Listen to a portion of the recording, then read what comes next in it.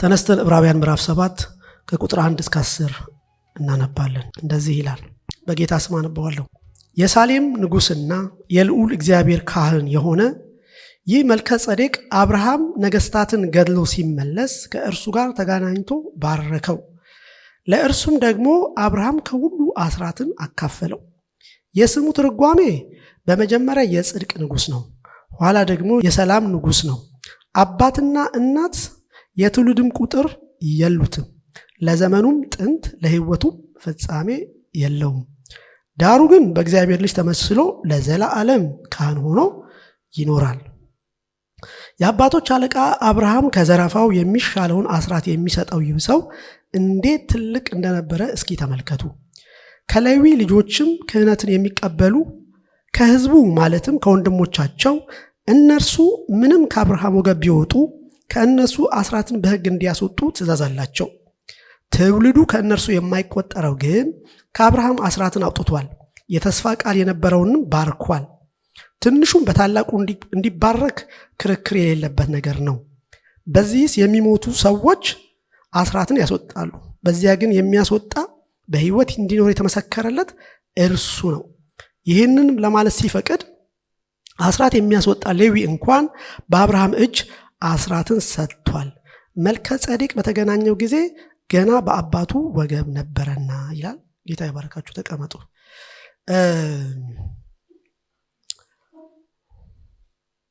እንግዲህ ዕብራውያን እዚህ ምዕራፍ ላይ ምዕራፍ 7 ያለፈው መከለስ አያስፈልገኝም፣ ግን ምዕራፍ 7 ይህንን ሲጀምር ግን ከዚህ በኋላ ግን የመጽሐፉና የመልእክቱ ሀሳብ ሽፍት ያደርጋል።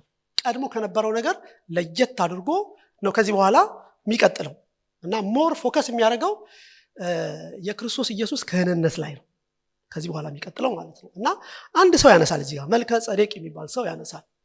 ነገሩ ምዕራፍ 5 ላይም ትዝ ይላችኋል፣ ነካክተነው ነበር አይደል? እና እሱ ከተቀበለው መከራ የተነሳ መታዘዝን ተማረ አይደል የሚለው። ከዛ በኋላ ግን በቃ እንደ መልከ ጸዴቅ ለዘላለም ምን ሆኗል? ካህን ሆኗል ብሎ ምዕራፍ 5 ላይ አይተናል። ግን አሁን ይሄ ሰውዬ መጣና ምዕራፍ 7 ላይ ስለዚህ መልከ ጸዴቅ የሚባል ሰው አነሳ። ኦኬ። እና ይሄ መልከ ጸዴቅ የሚባለው ሰው መጽሐፍ ቅዱስ ውስጥ ብዙ ቦታ የለም። ይገርማችሁ በጣም እኔ ሰውዬው ራሱ ጳውሎስ ለምን እንዳነሳው ይገርማል። ከአዲስ ኪዳን ውስጥ የዚህ ሰው ስም ያነሳው ይሄ ጳውሎስ ብቻ ነው። እዚህ ቦታ ላይ ማንም ሰው አልጠቀሰውም። ደግሞ ብዙ ቦታም የለም። ብሉይ ኪዳን ውስጥም ያለው ስንት ቦታ ነው? 2 ቦታ ነው። አንደኛው ዘፍጥረት ምዕራፍ 14 ላይ አሁን እናነበዋለን። 4 ቁጥር ነው፣ 5 ቁጥር ከ18 እስከ 22 ላይ ብቻ ታገኙታላችሁ። ከዛ መሀል ላይ ዘላችሁ ከስንት ጊዜ በኋላ ደግሞ ዳዊት ላይ 110 ላይ ታገኙታላችሁ። ስለ ኢየሱስ ክርስቶስ በሚናገርበት ክፍል ላይ ኢየሱስ ክርስቶስን ጠላቶችን የእግሮችን መረገጫ እስካደረግልስ በቀኝ ተቀመጥ አለው ይልና ዝቅ ብሎ አንተ እንደ መልከ ጸዴቅ አይደል ለዘላለም ካህን ነህ ብሎ ከዛ የምናገኘው አሁን 3 ቦታ ላይ ብቻ ያለ ክፍል ነው። አይገርም? እና ሰውየው ብዙ እንትን ያለው አይደለም፣ ግን እዚህ ጋር መጣውና ክርስቶስን እንደ መልከ ጸዴቅ ሹመት ካህን ነው ብሎ ዛሬ ከዚህ በኋላ የምናየውን ክፍል በዚህ ሀሳብ እንድናይ ሰውየው ያስቀምጣል። ስለዚህ ትንሽ ስለ መልከ ጸዴቅ እንመልከት እንትን እንዲሆን ማለት ነው። ምክንያቱም የሚገርማችሁ ነገር አሁን አውጥተን እናነበዋለን። ሙሴ በዘፍጥረት የጻፈው ሀሳብ ላይ የሌለ እዚህ ሰውዬ ጳውሎስ የጨመረው ሀሳብ አለ። ይታያችሁ እንግዲህ ሪፈር ያደረገው ከዘፍጥረት 14 አይደለም። ከየት አመጣው ስንል ብዙ ሪፈረንስ የለውም። ስለዚህ ሊሆን የሚችለው ምንድነው? እግዚአብሔር ምን አድርጎለት ነው? ገልጦለት ነው። ኦኬ። ስለዚህ አሁን እዚህ ያነበብነውን እና ምዕራፍ 14ን አብረን አያይዘን አንዳንድ ነገሮችን ኮምፔር እያደረገን ለማየት እንሞክራለን። እዚህ ጋር አልጻፍኩትም፣ ግን ዘፍጥረት ምዕራፍ 14 አውጡና ከቁጥር ከዛ ወደ ሐሳብ ይመጣል። ኦኬ። ቁጥር 13 ጀምሮ ሐሳቡ እንዲገባችሁ እናንብበው። እንደዚህ ይላል። አንድ የሸሸ ሰው መጥቶ ለዕብራዊው ለአብርሃም ነገረው። እርሱም የኤስኮል ወንድምና የአውናን ወንድም በሆነ በአሞራዊ መምሬ የአድባር ዛፍ ይኖር ነበረ። እነዚያም ከአብርሃም ጋር ቃል ኪዳን ገብተው ነበረ። አብርሃምም ወንድሙ እንደተማረከ በሰማ ጊዜ ማን ነው የተማረከው? ወንድሙ። ማን ነው እሱ? የአብርሃም ወንድም ማን ነው? አሁን ገባችሁ አይደል? ሎጥ የአብርሃም የወንድሙ ምንድነው ልጅ ነው። አብርሃም አጎቱ ነው። እሺ ግን ያው ዘመዱ ነው። እና አብርሃም ወንድሙ እንደተማረከ በሰማ ጊዜ በቤቱ የተወለዱትን 318 ብላቴናዎችን አሰለፈ። ፍለጋቸውንም ተከትሎ እስከ ዳን ድረስ ሄደ።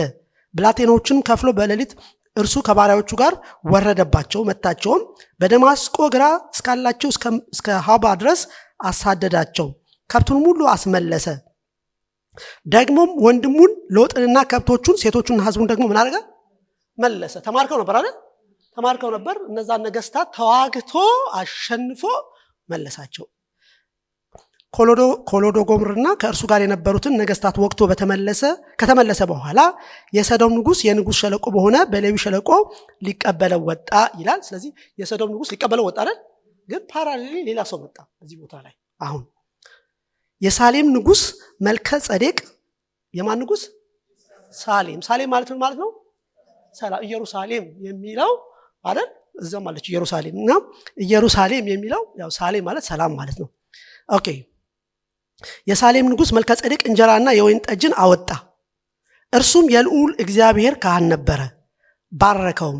አብርሃምም ሰማይና ምድር ለሚገዛ ለልዑል እግዚአብሔር የተባረከ ነው፣ ጠላቶችህን በእጅህ የጣለልህ ልዑል እግዚአብሔር የተባረከ ነው አለው። አብርሃምም ከሁሉ አስራትን ሰጠው። የሰዶም ንጉስም አብርሃምን ሰዎቹን ስጠኝ፣ ከብቱን ግን ለአንተ ውሰድ አለው። አብርሃምም የሰዶሙን ንጉስ አለው፣ ሰማይና ምድርን ወደሚገዛ ወደ ልዑል እግዚአብሔር እጄ ምን አድርጌያለሁ? ከፍ አድርጌያለሁ ማለት ነው። እጄን ከፍ አድርጌያለሁ ማለት ነው። ጸልያለሁ ማለት ነው አይደል? ወይም ከእግዚአብሔር ጋር ተነጋግሬያለሁ ማለት ነው። ኦኬ። ከፍ አድርጌያለሁ።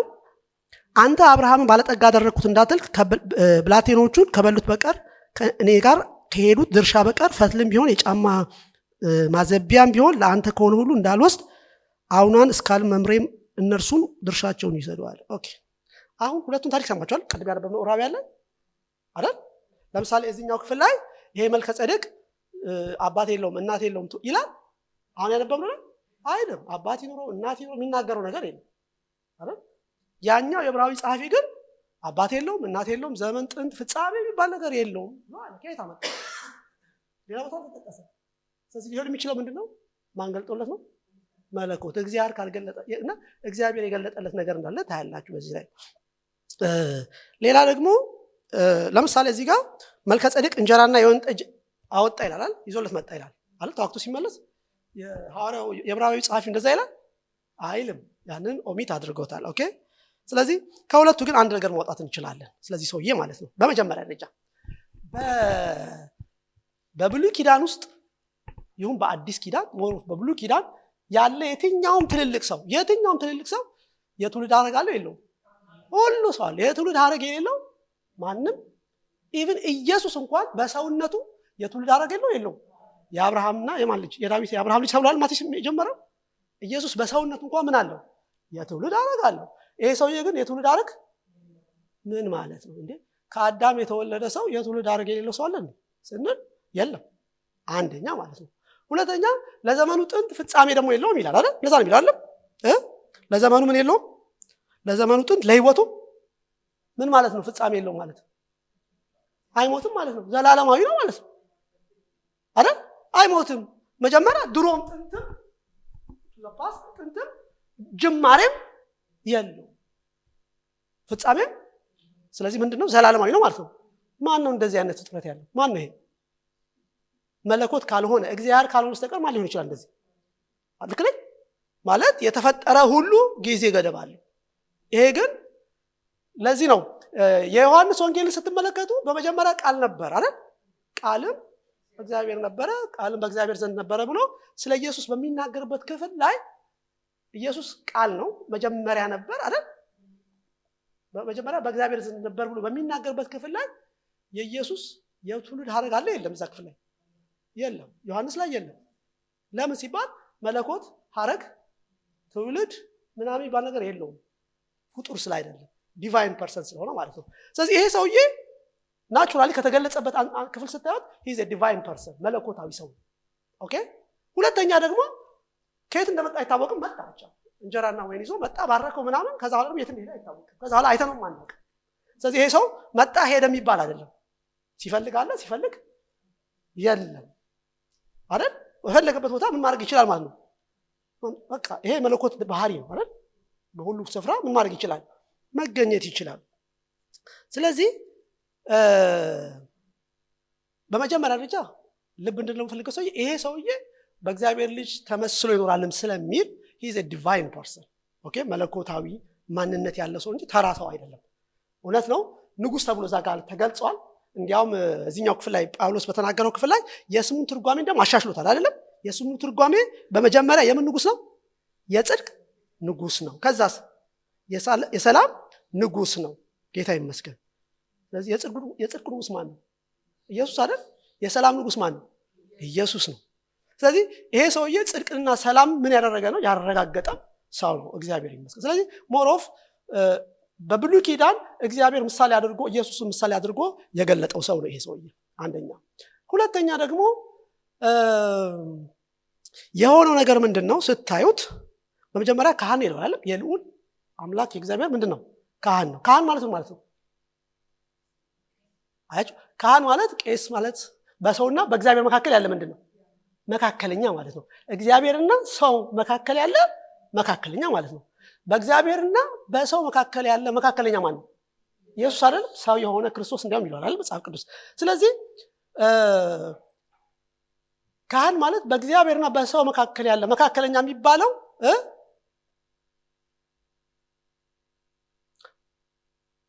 ከአሮን መቼ ነው የተወለደው ታውቃላችሁ? አሮን መቼ እንደተወለደ ከዚህ ሰውዬ አንፃር ማለት ነው። ይሄ ሰውዬ እያለ አሮን የት ነበረ? ምናላችሁ? ትምህርት ቤት ነበር? በአባቱ ወገብ ነበር ማለት ነው ማለት ነው።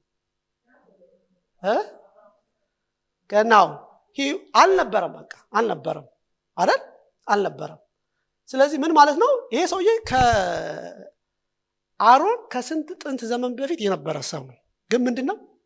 ስለዚህ ክህንነት የተጀመረው አሮን ጋር አይደለም። ኦኬ፣ ክህንነት የተጀመረው አሮን ጋር አይደለም። ምክንያቱም አሮን ክህንነቱ በሰውና በእግዚአብሔር መካከል ይሁን እንጂ ዲል የሚያደርገው ምንድነው? የሰውን ኃጢአት ምን ያደርጋል? ያስተሰርያል። በግ ፍየል ምናምን እየታረደ ሰውን ከእግዚአብሔር ጋር በተሰጠው ስርዓትና ህግ መሰረት በሰውና በእግዚአብሔር መካከል ሆኖ ያንን ስርዓት ይፈጽማል። የዚህ ሰውዬ ክህንነት ግን ከኃጢአት በፊት የጀመረ ገብቷችኋል? ስለ ኃጢአትም የሚሆን አገልግሎት እንዳይደለ በዚህ ክፍል ላይ እናያለን። እንዴት እናውቃለን ሲባል ካህን ነው ብለናል አይደል? ኦኬ፣ ካህን ሆኖ ወደ አብርሃም መጥቶ ያደረገው ነገር ምንድነው ሲባል ገብቷችኋል? ወደ አብርሃም ያደረገው ምንድነው ሲባል ፍየል በግ ምናምን ይዞ ሲሰዋ ነው የምታዩት። ይሄ ሰውዬ አብርሃም የሚባል ሰው ኃጢአተኛ ነው፣ መስዋዕት ልሰዋ ከእግዚአብሔር ጋር ላስታርቀው ሲል የምታዩት አይደለም። እንዲያውም አብርሃም ያለበትን ፖዚሽን ስታዩት ምን አይነት ፖዚሽን ላይ ያሉት? የሆነ ምስኪን ምናምን ሰው አይደለም። ጠላትን 5 ነገስታትን አድርጎ አሸንፎ የመጣ ሰው ገብቷችኋል? እና ሲመጣ ይሄ ሰውዬ መልከ ጼዴቅ ያደረገው ምንድነው? ባረከው። ጌታ ይመስገን። ግን ካህን ስለሆነ ካህን ስራው በማለድ አይደል? አንዱ ምንድን ነበር ያደረገው? ይሄ መልከ ጼዴቅ ምን ነበር የሚሰራው? ከዚህ ክፍል ሐሳብ ሰይዳችሁ ስታዩ ማለት ነው። ማለት ዝም ብሎ ድንገት መጥቶ አብርሃም የሆነ ነገር ሲያደርግ ከሆነ ቦታ ተነስቶ የመጣ ሰው አይደለም። በምን ታውቃላችሁ መሰላችሁ? አብርሃም አንድ ነገር ተናገረ እዚህ ክፍል ላይ። ያ ንጉሱ ይሄን ውሰድና ሲለው ኖ እኔ በእግዚአብሔር ፊት እጄ ምን አድርጌያለሁ? አንስቻለሁ አለ። ምን ማለት ነው? ጸልያለሁ ማለት ነው። ከእግዚአብሔር ጋር ኮንታክት አድርጓል። ስለዚህ እሱ ሲጸልይ ከእግዚአብሔር ጋር ዲል ሲያደርግ መልከ ጼዴቅ መጣና ምን አለው? ጠላቶችን የጣለልህ እግዚአብሔር ምን ይሁን አይደል? ስለዚህ ጠላቱን የጣለ ማን ነው? አብርሃም አይደለም። አብርሃም ጸለየ። ጠላቱን የጣለ ማን ነው? እግዚአብሔር ነው። 5 ነገስታትን እንዲወጋ የረዳው እግዚአብሔር ነው። ሰራዊቱም ይይዘው እንጂ ከመልከ ጼዴቅ ሐሳብ የምንረዳው ምንድነው የሚለው ነገር ጠላቶችን የጣለልህ እግዚአብሔር ምን ይሁን። ስለዚህ ማን ጠላቱን የጣለለት ማን ነው? ምን ማለት ነው ሲባል አብርሃም እጁን አነሳ፣ እግዚአብሔር ጠላቱን ማረገለት ጣለለት። ጌታ ይመስገን። ስለዚህ በዚህ ሰዓት መልከ ጼዴቅ ምን ያደርግ ነበር ሲባል ካህን ነው አይደል? ስለዚህ ምን ያደርግ ነበር? ተኝቶ አብርሃም እስከሚጨርስ አይደለም ያ የነበረ ሰው አይደለም። ካህን ስለሆነ ምን ያደርጋል ማለት ነው? አብርሃም እንዲያሸንፍ ጦርነቱን ድል እንዲነሳ ምን ያደርጋል ማለት ነው? ይማልዳል፣ አብሮት ይማልዳል። ስለዚህ ሲያሸንፍ መጣ፣ ባረከው። ከዛ መባረክ ብቻ አይደለም እንጀራና ምን ሰጠው? የወይን ጠጅ ሰጠው። እና እዚህ የመልከጼዴቅ የክህንነት አገልግሎት ስታዩት ሞሮፍ ከኃጢአት ጋር ማለት የተያዘ አይደለም አይልም። እዛ ጋር እያለ ያለው ምንድነው? ለውጊያ ሄደ፣ ውጊያ አሸንፎ መጣ። ከዛ እንጀራና የወይን ጠጅ ሰጠው። እንጀራ መብላት ለምንድን ነው የሚጠቅመው? ለመበርታት አይደል? ከውጊያ ሲመለስ ደክሞታል አይደል? አቅም ላይኖረው ይችላል። ህይወት እንዲቀጥል እንዲበረታ ምን ሰጠው? እንጀራና ምን? የወይን ጠጅ። የጌታ ራስ ስንወስድ ምንድን ነው የምንወስደው? እንጀራና አይደል? የወይን ጠጅ አይደል? ስለዚህ ምንድን ነው የሚያሳየው? ጌታ ማለት እኮ እኔ የህይወት ምንድን ነኝ? እንጀራ ነኝ። እኔን የሚበላ ለስንት ጊዜ? ለዘላለም ይኖራል። ስለዚህ የምንኖረው ይሄንን እንጀራ ምን እያደረግን ነው? በበላን ቁጥር አቅም እያገኘን አይደል? እየበረታን እየጠነከርን ነው የምንሄደው። ያልበላ ምን ይሆናል? ይደክማል፣ ይጠወልጋል። ልክ ነኝ? አሁን እዚህ ውስጥ ከተቀመጣችሁት ምሳማ እንደበላ ምሳማ እንዳልበላ መለየት ይችላል። አሁን ሁላችሁ ሳቃላችሁ። ኦኬ አለ። ስለዚህ ምንድነው ግን ቁም ነገሩ? እዚህ ጋር እንግዲህ ያሰብኩትን ትቼ ነው እንግዲህ ዝም ብዬ ነው ማወራ ያለሁት። ለአውራችሁ የፈለኩት ነገር ምንድነው? ከስንት ነገስታት ጋር ነው ያልኳችሁ? ከ5 ነገስታት ጋር ነው የተዋጋው አይደል? ኦኬ። ስለዚህ በዛን ሰዓት በሚዋጋበት ጊዜ እሱ ስለሱ ይማልዳል። ሲጨርስ መጥቶ ሰርቭ እንዳደረገው እንዳገለግለው እንመለከታለን። ኦኬ። ዛሬ እኛ ስንት ጠላት ነው ያለብን? ከስንት ነገር ጋር ነው በየቀኑ የምንዋጋው? ትንሽ ነገር ነው? ከ5 አይበልጥም? ከ5 ይበልጣል። መጀመሪያ ከራሳችን ነው የሚጀምረው ነገሩ አይደል? ከራሳችን ተውት፣ ውጩን ተውትና እኛ ውስጥ ያለ ነገር የሚዋጋን ማለት ነገር ነው ያለው። ባህሪያችን ይዋጋል አይደል? እንደው ኧረ በኢየሱስ ምናምን የምንለው ብዙ ነገር አለ ባይነገርም ማለት ነው። አይናችን ላይ የሚመጣ ነገር አለ አይደል? አስተሳሰባችን አእምሯችን ላይ የሚመጣ ነገር አለ። ኧረ በኢየሱስ እንዴት አሰብኩት ምትሉት ነገር አለ አይደል? እና በየቀኑ ሰልፍ ነው ክርስትና፣ በየቀኑ ውጊያ ነው። ስለዚህ በዚህ ውጊያ ውስጥ ማን ያስፈልገናል? መልከጼዴቅ ያስፈልገናል አይደል? የመልከጼዴቅ አገልግሎት ምንድነው ከተባለ እኛን ከዚህ ነገር ውስጥ ምን ማድረግ ነው? ማውጣት ነው። እንዲያውም አይ ቲንክ 7:25 ላይ ምን የሚል ቃል አለ መሰላችሁ? እስቲ አንድ ሰው ምዕራፍ 7 ቁጥር 25 ማንበብ የሚችል ሰው ዕብራውያን 7:25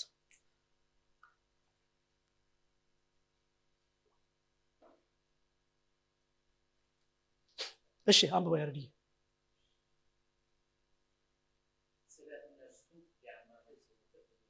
ስለ እነርሱ ምን ሊያደርግ? ሊያማልድ። መቼ? ውጊያው መቼ ነው ውጊያው? ተኝተንም እኮ ይዋጋናል አይደል? ሲያቀይ እንቅልፍ ቢብሎ እና ስለ እነርሱ ሊያማልድ ዘወትር በህይወት ምን ያደርጋል? እሺ ከዛ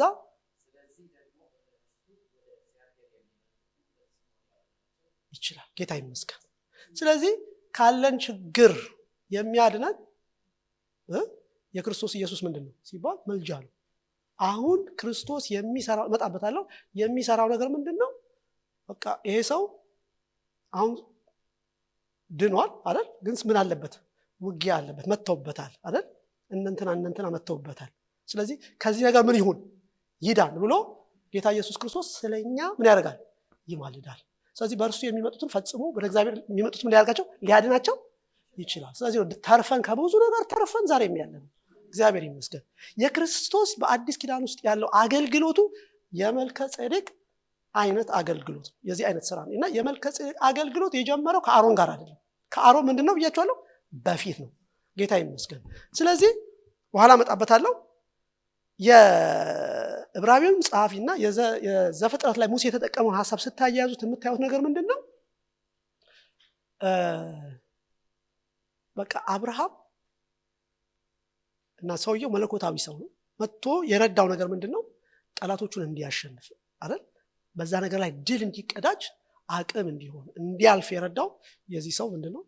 ጸሎት ነው ወይም መማለድ ነው። ከዛ ደግሞ በህይወቱ እንዲቀጥል እንዲበረታ የሚያስፈልገው ለህይወቱ የሚያስፈልገውን ነገር አምጥቶ እንደሰጠው እናያለን። እና ዛሬም ክርስትና እንደዚህ ነው አይደል? በየዕለቱ ከጌታ ዘንድ ምን መቀበል አለብን? ኃይልን መቀበል አለብን አይደል? ምግብን መቀበል አለብን፣ መብላት አለብን። እንደዛ ስናደርግ ጠላቶቻችን ምን እናደርጋለን? እያሸነፍን እንሄዳለን ማለት ነው። ጌታ ይመስገን። ስለዚህ ጠላት የሌለብን ዝም ብለን ተዝናንተን የምንኖር ሰዎች፣ እጃችንን ኪሳችን ከተን እያፏጨን የምንሄድ ሰዎች አይደለንም። በአንድም ይሁን በሌላ በብዙ ጦርነት ውስጥ የምናልፍ ነን።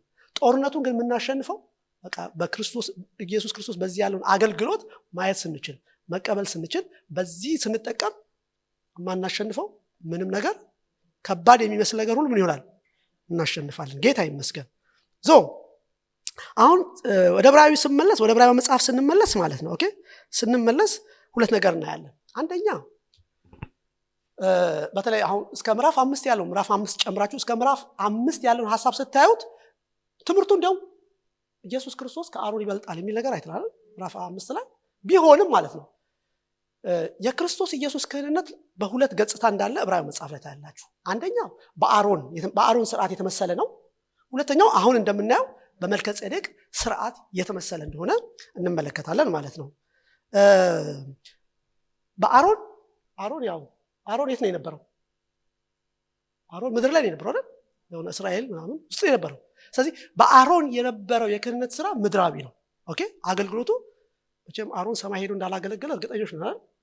ስለዚህ በአሮን የነበረው አገልግሎት ምድራዊ ነው፣ እዚህ የነበረ ነው እና እስከ ምዕራፍ 5 መጨረሻ የሚያወራው ስለሱ ሐሳብ ነው። ምክንያቱም ኢየሱስ ክርስቶስ በስጋ መምጣቱ አይደል፣ ወንድሞቹን መምሰሉ አይደል፣ ሞትን መቅመሱን፣ እነዚህ ሁሉ ነገሮች ያየናቸው ኢየሱስ ክርስቶስ በምድር ያደረጋቸው ነገሮች በሙሉ በአሮን የክህንነት ስርዓት የሚመሰሉ ናቸው። ከኃጢአታችን ጋር በተያያዘ መንገድ ዲል ያደረጋቸው ነገሮች በሙሉ ማለት ናቸው እና እነዚህ በአሮን በተመሰለው የክህንነት ስራ የሰራቸው ነገሮች በሙሉ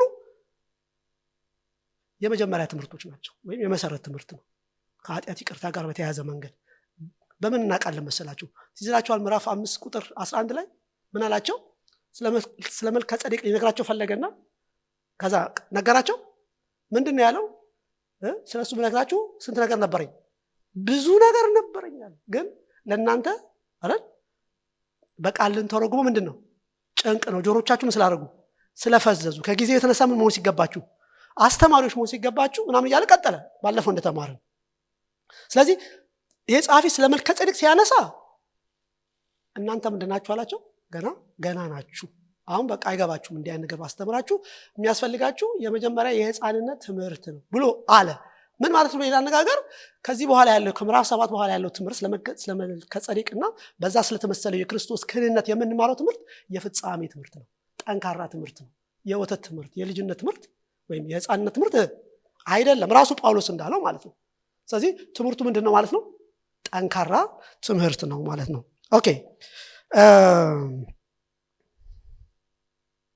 ጌታ ይመስገን። ስለዚህ የክርስቶስ እሱን አሁን መጣበታለሁ።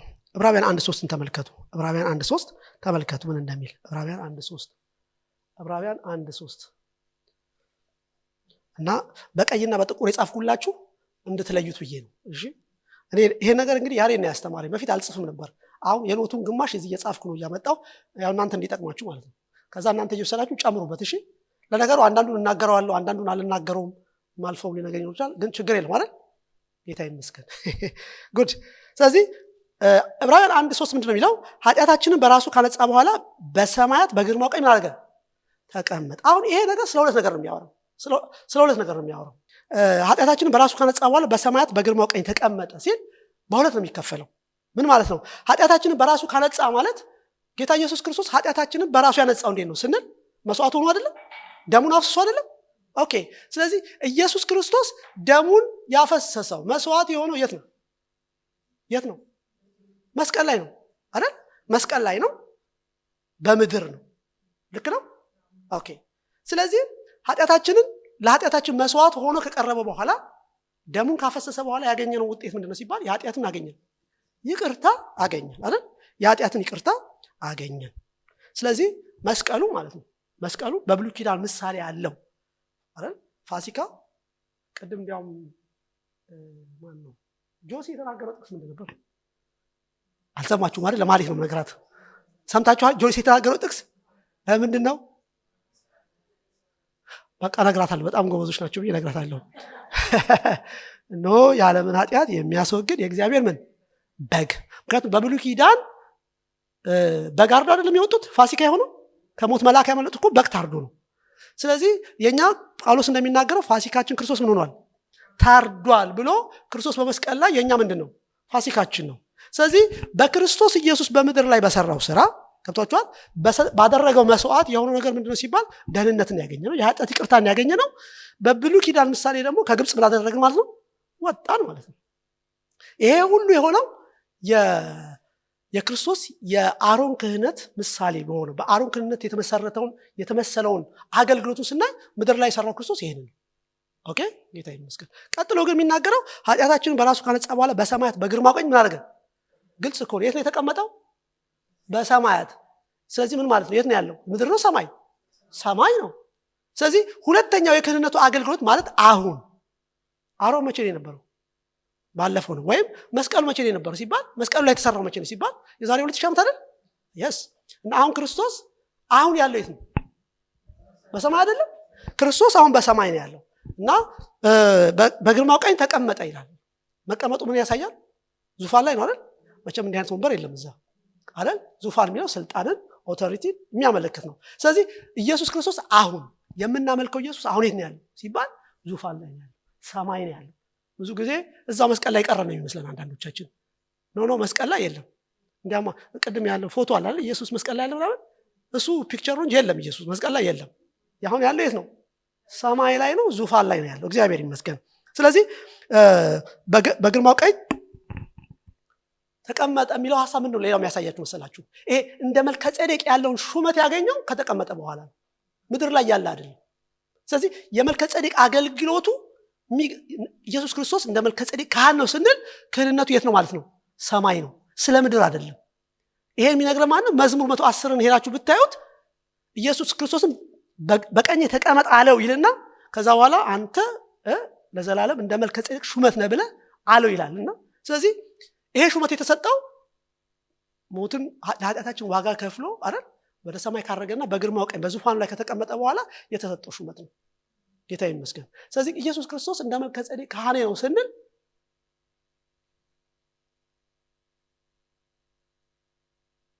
ስለምን እያወራን ነው ካልነው አሁን ሰማይ ላይ እያለ ስለሚሰራው አገልግሎት ነው የሚነግረን። ኦኬ እንጂ ስላለፈ ስለ ጥንት ምናምን ማለት አይደለም። በምድር እያለ የነበረው የአሮኑ አይነት ነው። እሱን መጣበታለሁ፣ አሳያችኋለሁ። ኦኬ ኃጢአታችን በራሱ ካነጻ በሚለው ሐሳብ ስናይ ኢየሱስ ክርስቶስ ራሱን በመስቀል ላይ መስዋዕት አድርጎ ስለሰጠ ደሙን ስላፈሰሰ ያገኘነው ምንድነው አለን? የኃጢአት ይቅርታ ነው አይደል? የኃጢአት ይቅርታ ነው ያገኘነው። ኢየሱስ ክርስቶስ ግን በሰማይ ሆኖ በሚያገለግለው የመልከ ጼዴቅ አገልግሎት የምናገኘው የኃጢአት ይቅርታን ሳይሆን በኃጢአት ላይ ምንድነው የምናገኘው? ድልን ነው የምናገኘው። ልክ ነው አይደለም?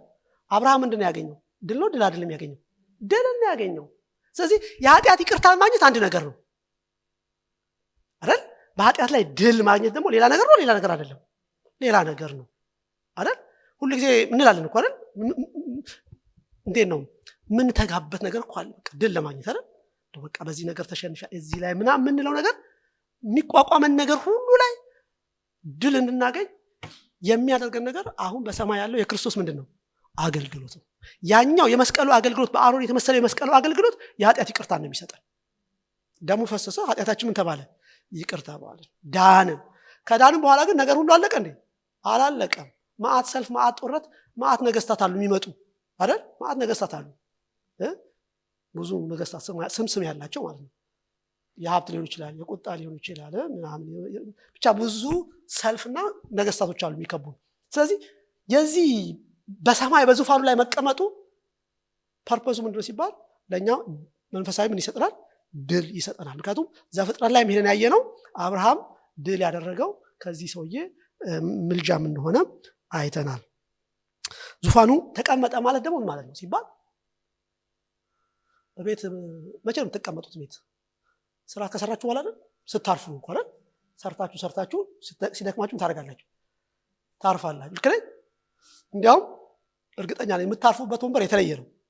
ዝም ብሎ ኩርሲ ላይ ዱካ ላይ ምናምን አትቀመጡ አይደል? የሚመቻችሁ ነገር ላይ ነው ሰውነት አይደል? ልክ ነኝ አይደል? የሚያረጋጋችሁ ነገር ላይ ነው የምታርፉት። ስለዚህ ተቀመጠ ሲባል ዝም ብሎ መቀመጥ አይደለም። የሚያሳየው ምንድነው? ስራውን በሙሉ ክርስቶስ ምን አድርጓል? የቀረ ነገር የለም። እኛን በተመለከተ በእግዚአብሔር ፊት ላለ ነገር ሁሉ ክርስቶስ ምን አድርጎታል? አንዳንዴ እንዳላለቀ የሚመስለ ነገር ሁሉ ግን ጌታ ምን አድርጎታል? ጨርሶታል። ያላለቀ ነገር የለም። እኛ ከእግዚአብሔር ጋር ላለን ነገር ያላለቀ ክፍት የሆነ የተተወ ነገር የለም። ይሄን ይነግረናል ማለት ነው። ስለዚህ ዓላማው ምንድነው? ያው ወደ እረፍት ወደ ከነዓን ማስገባት ነው። ይሄ የአሁኑ ጊዜ ነው። ስለዚህ እስኪደክመን ችግር ሲኖርብን ጭንቀቱ ስንገባ ብዙ ጥያቄው ስንገባ ወዴት ነው መምጣት ያለብን ሲባል ወደዚህ ካህን ነው መምጣት ያለብን። ይሄ ካህን ሊረዳን የታመነ አሁን በህይወት የሚኖረው እኛ ምን ለማድረግ ነው? ለመርዳት ነው። ያያል፣ አብሮን አለ። ገብቷችሁ? እንደ አሮን አይደለም። አሮን የሰው ችግር አያውቅም እኮ። ይሄ ግን አብሮ በሰውነት አልፎ የሄደ ሰው ስለሆነ የሰው ሁሉ መከራ ምን ያደርጋል? ያውቃል። ስለዚህ የሚራራ ካህን አለን እንላለን አለ። የሚፈርድብን አይደለም፣ የሚራራልን ያለው። ስለዚህ በችግራችን ሁሉ የሚረዳን ሊቀ ካህን አለን። እግዚአብሔር ይመስገን። ብቻችንን አይደለንም። ኦኬ።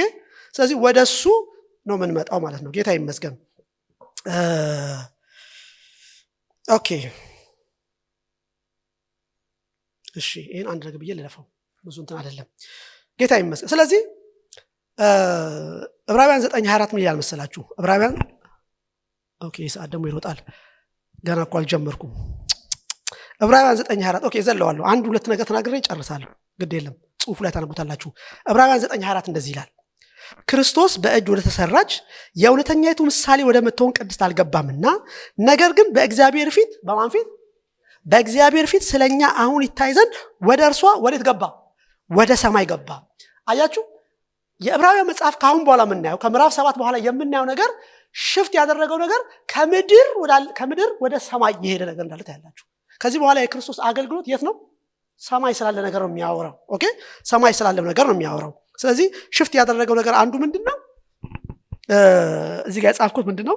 በምድር ካለው የውጭ አደባባይ ወደ ሰማይ ቅድስተ ቅዱሳን። ምን ማለት ነው? የውጭ አደባባይ ምንድነው ታውቃላችኋል? ምንድነው የውጭ አደባባይ? አንደኛ ጎስ መስዋዕት የሚያቀርቡበት አይደል? በእስራኤል ቤተ መቅደስ ውስጥ 3 ፓርት ነው ያለው አይደል? የመጀመሪያው የውጭ አደባባይ ነው። መስዋዕት ምን የሚደረግበት ነው? ሰው ለኃጢአቱ መስዋዕት የሚያቀርበት፣ ካህናቶች እዛ መስዋዕት የሚቀርበት ደም የሚፈስበት ቦታ ነው። እሱ መነሻው። ኦኬ፣ ምኑ ነው? መነሻው ነው የውጭ አደባባይ። ከዛ በኋላ ቅድስት ይባላል መሐል አይደለም? በዛ ያልፋሉ። መጨረሻ ግቡ ግን የት ነው? ቅድስተ ቅዱሳን ነው። ለምን? ቅድስተ ቅዱሳን ማን ያለው? እግዚአብሔር ነው ያለው አይደል? እግዚአብሔር ነው ያለው። ታቦቱ አለ አይደል? ያው ቅድስተ ቅዱሳን ያለው የእግዚአብሔር ታቦት ነው ያለው። ታቦቱ ግን መክደኛ አለው አይደል? ታቦቱ መክደኛ አለው። ምን ይባላል? የስርየት መክደኛ ይባላል። በወርቅ የተሰራ ነው። እላዩ ላይ ኪሩቤሎች አሉበት አይደል? ኪሩቤሎቹ እርስ በርሳቸው ነው የሚታዩት። እንደገና ወደ ምስክሩ ነው የሚያዩት። ከዛ እዚህ ጋር ቃሉን አስቀምጬላችሁ ዘጸአት 25:22 ተመልከቱ ምን እንደሚል። በዛ በውስጠኛው ክፍል ማለት ነው ካንተ ጋር ምን አደርጋለሁ? እገናኛለሁ። የእስራኤሎቹን ልጆች ታዘዝ ዘንድ የምሰጥህ ነገር ሁሉ በምስክሩ ታቦት ላይ ባለው በሁለቱ ኪሩቤል መካከል በስርየት መክደኛው ውስጥ ሆኜ ምን አደርጋለሁ? አነጋግርሃለሁ ይላል። እግዚአብሔር ይመስገን። ስለዚህ በቅድስተ ቅዱሳኑ ሲገባ እግዚአብሔር ሙሴን ምን ያደርገዋል? ያነጋግረዋል አይደል? ሙሴን የሚያነጋግረው በውጭ አደባባይ አይደለም አይደል? ያንን መስዋዕት ግን ይዞ ወደ ውስጠኛው ክፍል ሲገባ እግዚአብሔር ያለው ውስጠኛው ክፍል ስለሆነ፣ ስለዚህ የመስዋዕቱ የውጭ አደባባይ ፐርፐዝ ዓላማ ምንድነው? ውስጥ እግዚአብሔር ያለው ምን ለማድረግ ነው? ለማግኘት ነው አይደለም? እግዚአብሔር ይመስገን። ስለዚህ ክርስቶስ ኢየሱስ በመስቀል ላይ የሰራው ስራ በውጭ አደባባይ ማለት ነው። አሁን እሱ ያለው ቅድስተ ቅዱሳን ሰማይ ነው ያለው አይደል? እና ከዚህ በኋላ የምናወራው ክፍል ማለት ነው። ከዚህ በኋላ የምናወራው ክፍል ከዚህ ከአደባባዩ ከመስቀሉ ስራ ወጥተን በሰማይ ስላለው ነገር ነው ዕብራውያን የሚያስተምረን። ምዕራፍ 7 8 9 እያለን ነው ቀጥለው ማለት ነው። ስለዚህ ሽፍት ያደርጋል። ካሁን በኋላ የምንማረው ከምድር ወዴት? ወደ ሰማይ ወዳለው ነገር ያስተምረናል። ጌታ ይመስገን። እሱ ሲገባን ደግሞ ህይወታችን ምን ይሆናል አይደል? በድል የተሞላ እግዚአብሔር ወደሚፈልገው ነገር፣ የእግዚአብሔር ዓላማ ወደሚፈጸምበት ነገር እንመጣለን። ኦኬ፣ እንግዲህ ምሕረትን እንድንቀበል በሚያስፈልገን ጊዜ የሚረዳንን ጸጋ እንድናገኝ ወደ ጸጋው ዙፋን በእምነት እንቅረብ። ወደ ምንድን ነው የምንቀርበው? የሚገርማችሁ የምንቀርበው ወደ ምንድን ነው? እግዚአብሔር ያለው ዙፋን የጸጋ ነው፣ ለኛ የፍርድ አይደለም። ብዙ ጊዜ የሚመስለው የፍርድ ዙፋን እንዳለ ነው የምናስበው። እግዚአብሔር የፍርድ ዙፋን ለኛ የለውም አይደል? ለኛ ያለው መስዋዕት ስለተደረገ አይደል? ሊቀ ካህናችን ስላለ፣ ለኛ የተሰጠ መስዋዕት ስላለ የምንቀርበው ወደ ጸጋ ዙፋን ነው። የጸጋ ዙፋን እግዚአብሔር ወዳለበት አይደል? ለምንድን ነው ወደ ጸጋ ዙፋን የምንቀርበው? ዋይ ሲባል ምንን ለመቀበል ነው? የሚረዳን ምን ጸጋ። ጌታ ይመስገን። ጸጋ ያስፈልገናል አያስፈልገንም? ጸጋ ለምንድን ነው የሚያስፈልገን? እንዲረዳን አይደል? በራሳችን ምን ስለማናደርገው? ክፉን ነገር በራሳችን መሸሽ አንችልም። የሚዋጋንን ነገር በራሳችን ማሸነፍ ብንሞክርም እንኳን ታግለን ይጥለናል ችግሩ አይደል? እኔ ከዚህ በኋላ እንደዚህ አላደርግም ያላችሁት ነገር ዞሮ እናንተን ጥሎ ወይ ያላችሁበት ታሪክ ማለት ነው። እኔም ያልኩበት ታሪክ ራሳችሁ እስከምትታዘቡት ማለት ነው። ሰው እንደዚህ ያደርጋል እንዴ ወይ ጉድ እናንተን አሰምተውት ቢሆን ትላላችሁ። እውነቴን እምላችሁ። ስለዚህ ሰው ያቃተውን ነገር ማለፍ የሚችለው በራሱ አይደለም። ኦኬ? ወይም የሆነ ነገር ስለተደረገልን አይደለም። በእግዚአብሔር ጸጋ ነው። የሚረዳንን ጸጋ ያስፈልገናል። ስለዚህ ጸጋውን የምናገኘው የት ነው? ወደ ዙፋኑ ላይ። ዙፋኑ ላይ ማን ተቀምጧል? እንደ መልከ ጼዴቅ ካህን የሆነው ኢየሱስ፣ የሚረዳን ኢየሱስ በዛ ክህንነት እኛን ለማገልገል እሱ ኦልሬዲ ሁሉ ጊዜ እዛ ምንድነው ሬዲ ነው። እግዚአብሔር ይመስገን። ኦኬ? ጸጋ ማለት ምን ማለት ነው? እዚህ ጋር አንድ ትርጉም ጽፍ ያለው እሱን ላንብብላችሁና ልዝለለው። ጸጋ ማለት እዚህ ጋር አይደል? አዎ። ጸጋ ማለት እግዚአብሔር ራሱ ሁሉን ነገር ለእኛ ለማድረግ ስንቱን ነገር ሁሉን ነገር አንዳንዱ ምንችለው ስለሚመስለን ነው የምንሞክረው እንጂ እግዚአብሔር ሁሉን ለእኛ ምን ማድረግ ይፈልጋል? ሁሉ ነገር ማድረግ ይፈልጋል። የሚያቀተንን ነገር ሁሉ እስቲ እግዚአብሔር አድርገው እንበለው። ያደርገዋል አያደርገው? አንዳንዴ የቸገራ ማትችሉት ነገር አድርጋችሁ ታውቃላችሁ አታውቁም? እኔ ይሄን ሰውዬ ይቅር አልለውም ያላችሁት ሰው ይቅር ብላችኋል አላላችሁ? ብላችኋል አላላችሁ? እንደ ሰው ማትሉት ማለት ነው። እንደ ሰው እኮ ይሄ ሰው እኮ ያደረገብኝ ነገር ምትት ማለት ነገር አለ። ልክ ነው አይደለም? ኢቭን የሆነ የፋሚሊዎቻችሁን ሰዎች ገሎባችሁ ቢሆን ይችላል። ከልብ ነው ብላችሁ ግን የራሳቸውን ፋሚሊ ሰው ገሎባቸው ሰዎች ምን ይላሉ? በሰው ይቻላል አይቻልም። ስለዚህ ጸጋ ማለት ሰው የማይችለውን ነገር እግዚአብሔር በዛ ሰው ውስጥ አልፎ ያን ነገር እንዲሆን የሚያደርግበት አሰራር ነው። ስለዚህ ያ ከየት ነው የሚመጣው ሲባል ዝም ብሎ መንገድ ላይ በመዞር አለ የሚመጣው። ወደ ጸጋው ዙፋን ምን ማድረግ ነው? በመቅረብ ነው። ስንቀርብ እግዚአብሔር ጸጋን ይሰጠናል። ቀንበር የሆነው ነገር ምን ይሆናል? ይሰበራል። ከዛ ድል እንደንትና አብርሃም አሸንፈን 5ቱን ነገስታት ማርከን እናደርጋለን። ጌታ ይመስገን። ያጣሁትን ነገር ምን አደረኩት? ማረኩት እንላለን አይደል? ያቃተንን ነገር መሆን የፈለግነው ነገር ሁሉ ይዘን እንመለሳለን። ከዛ ደግሞ እንድንቀጥል እንጀራና ምን አለ? ወይን አለ። ጌታ ይመስገን። እንድንቀጥል እስከ መቼ ድረስ? እስከ መጨረሻው ድረስ። ጌታ ይመስገን። ስለዚህ ጸጋ ማለት እንደዛ ማለት ነው። እሺ አምፖል ሰዱ። አምፖልን እንደ አማኝ ሰዱ። እንደ አማኝ አምፖል ማለት ነው። እና መብራት ኤሌክትሪክ ያልፍበታል እና ከዛ ብሎ ይበራል። ለምንድን ነው የበራው? አምፖሉ ምን ስላለፈበት? ኤሌክትሪክ ስላለፈበት እንጂ በራሱ ምንም አይደለም። ጸጋ እንደዛ ነው። በቃ ጸጋ በውስጣችን ይገባል። የሚፈልገውን ነገር ሰርቶ ይገለጣል። ለኛም ለሚያዩም ሰዎች ጳውሎስ እንዲያም አንዴ እኔ ከሁሉ በላይ ደከምኳልና የደከምኩት ነው ያለው ማን ነው አለ? ጸጋው ነው። አያችሁ? ስለዚህ ጸጋ የማይረዳው የማያደርገው ነገር በህይወታችን የለም። ለሰው የማይቻል እና ያቃታችሁ ነገር ምንድነው? የቸገረን ነገር ምንድነው? የወደቅንበት ነገር ምንድነው? ጸጋው ይችላል። ወዴት እንምጣ? ወደ ጸጋው ዙፋን እንምጣ። እግዚአብሔር ይመስገን። ኦኬ፣ ይሄ ለዝለለው ሰዓት ላይ የለ። የሚቀጥለው ምንድነው የጻፍኩላችሁ? ኦኬ ሁለት ነገር ተናግሬ ጨርሻለሁ። ስለዚህ ክርስቶስ ሁለት አይነት አገልግሎት አለው፣ የምድርና የሰማይ አገልግሎት። የምድር አገልግሎት አሁን አልፎ አላለፈም፣ የለም እሱ ምድር ላይ ስለሌለ ኦልሬዲ ከ2000 ዓመት በፊት አልፏል። ግን ምድር ላይ ያለው አገልግሎቱ በአሮን ክህንነት የተመሰለ ነው። ለምን ሲባል አሮን ስራው ምንድነው? አሮን ስራው ምንድነው ሲባል ለኃጢአት መስዋዕት ማቅረብ ነው አይደል? መቼ ነው የሚያቀርበው? ሁሉ ጊዜ ነው የሚያቀርበው። ለምንድን ነው? ኃጢአት ባለበት ኃጢአት ካለ ምን ያስፈልጋል? መስዋዕት ያስፈልጋል። ስለዚህ ሁሉ ጊዜ እለት እያገለገለ ቆሟል ይላል። ስለዚህ ኢየሱስ እንደ አሮን በተመሰለው የክህነት አገልግሎቱ የሰራው ነገር ምንድነው ስንል ስለ ኃጢአታችን ራሱን በእግዚአብሔር መስዋዕት አድርጎ ማቅረቡ ነው አይደል? ኦኬ። ስለዚህ ክርስቶስ በክህነቱ በእኛና በእግዚአብሔር መካከል መጀመሪያ ያደረገው ነገር ራሱን ለኛ ለኃጢአታችን መስዋዕት አድርጎ ማድረግ። ስለዚህ ብቸኛው መስዋዕት ማን ነው? ለኃጢአታችን የተሰጠ ኢየሱስ ነው። እግዚአብሔር ይመስገን። ስለዚህ ራሱን መስዋዕት አድርጎ ስላቀረበ የሆነው ነገር ምንድነው የሆነው? ዋታብ ኦኬ፣ መስዋዕት አድርጎ ራሱን ሰጠ። ለሁላችን ምንድነው የሆነው? ቅድም የኃጢአት ይቅርታ ይገኛል አይደል? የሆነው ነገር ተመልከቱ። አንደኛው ኢየሱስ መስዋዕት አድርጎ ራሱን ስለሰጠ ኃጢአት ሆኗል፣ ተወግዷል። ተወግዷል ብሎ እስቲ አንዳንዴ የምንፈራው ለምንድን ነው? እንደኛ ኃጢአት እየሰራን አይደል እንዴ ተወገደ የሚባለው ምናምን እንላለን አይደል? ግን ኃጢአት ምን ሆኗል? ምክንያቱም ቅድም እንዳልነው እነሆ የዓለምን ኃጢአት የሚሸፍን ነው የሚለው የሚያስወግድ ማለት ነው። ቃል እኮ ነው የሚለው የሚያስወግድ ነው የተባለው። ስለዚህ በጉ መጣ። የመጣው ኃጢአት ምን ለማድረግ ነው? አስወገደ። ገባንም አልገባንም ኃጢአቱ ምን ሆኗል? ለምን ሲባል በጉ ምን ስለሆነ? ስለታረደ። ኦኬ። ስለዚህ ኃጢአት ተወግዷል የሚለው ሐሳብ ምንድነው?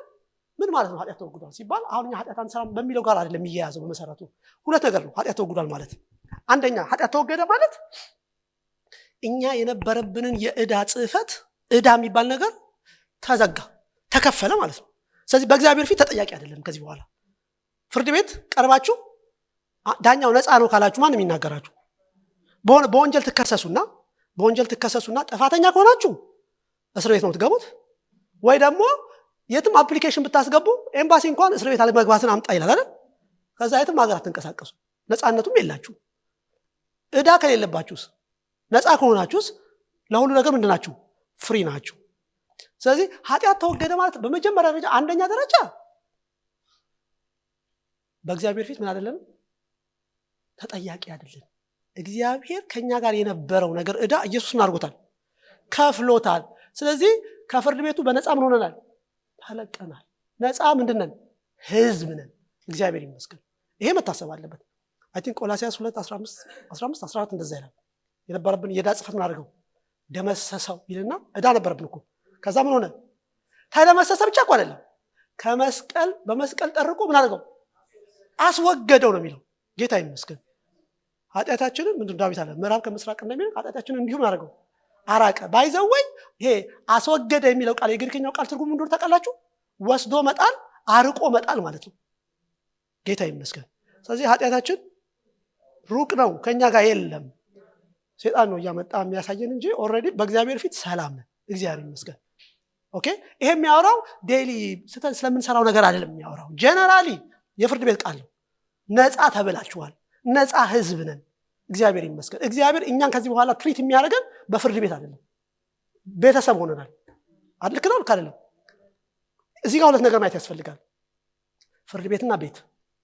አንድ ሰው ጥፋት አጥፍቶ ፍርድ ቤት ሄዶ ፍርድ ቤቱ ይሄ ሰው ነፃ ነው ካለው ሰውየው ምንድን ነው? ከዛ በኋላ በየትኛውም ነገር ላይ ለመንቀሳቀስ፣ ለመኖር፣ ለመስራት ምንድን ነው? ነፃ ነው። ማንም ምን አይለውም፣ አይናገሩም። ግን ይሄ ነፃ የተባለው ሰው ቤቱ ሲመጣ ደግሞ ችግር ሊፈጥር ይችላል አይችልም? አይደል? ዕቃ ሊሰብር ይችላል፣ የሆነ ነገር ሊያደርግ ይችላል።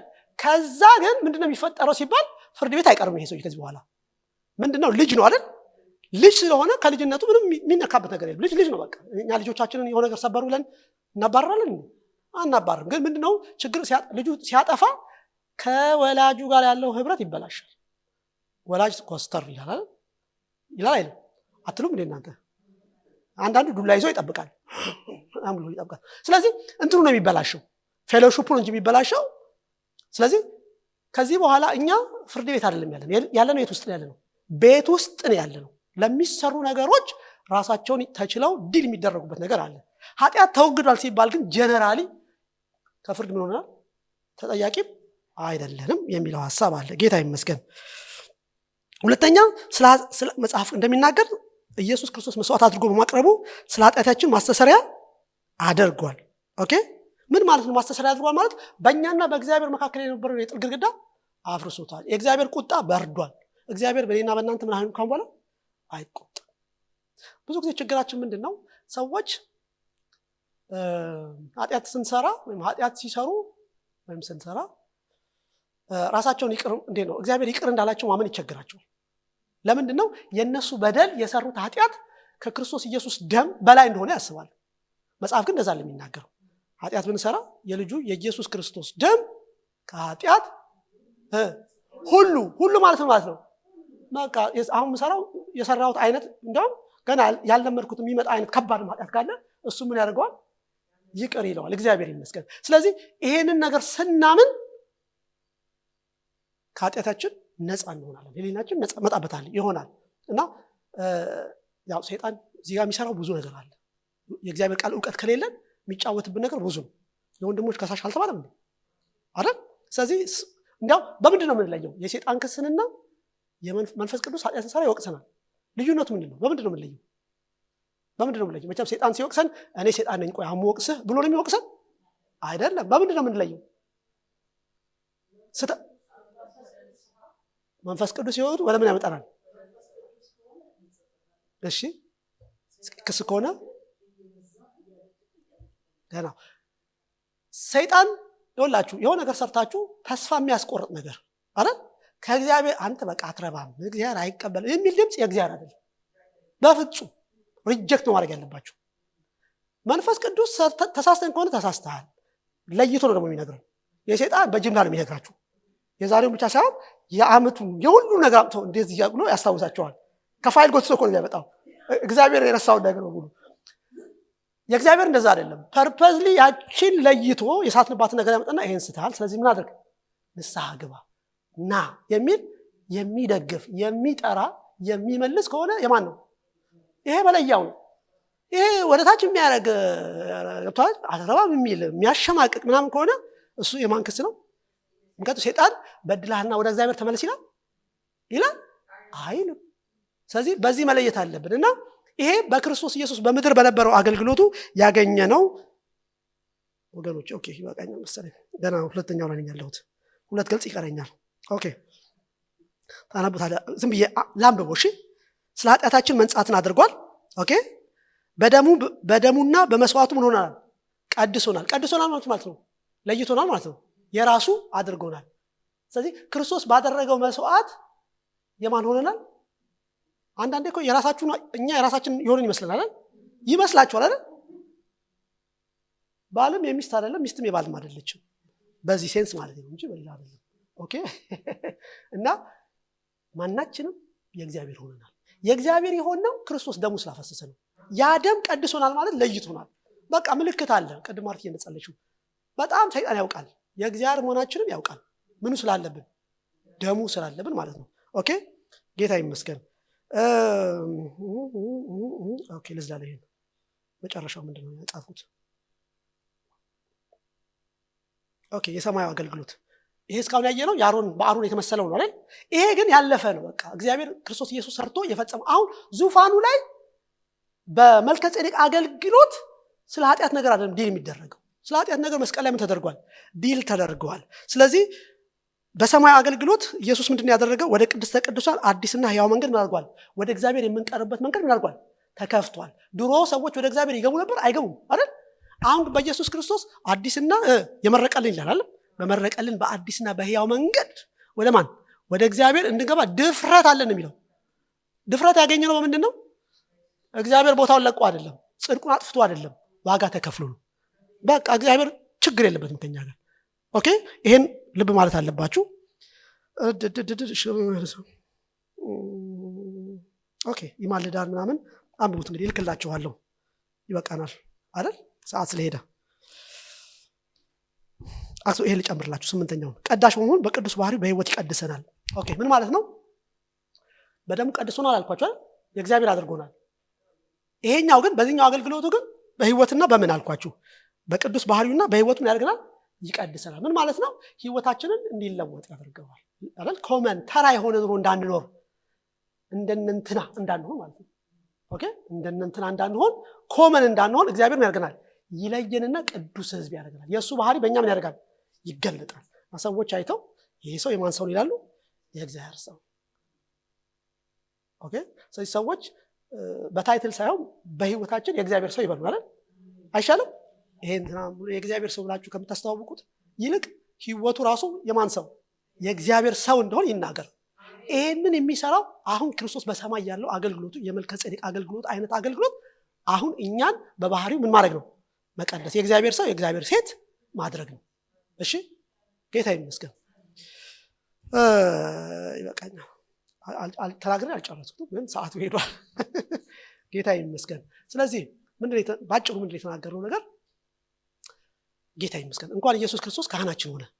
ካህን አለን፣ ብቻችንን አይደለም። በእግዚአብሔርና በእኛ መካከል የገባ ካህን የሆነ ኢየሱስ አለን። ክህነቱ እንደ አሮን አይደለም። የአሮን አልፏል።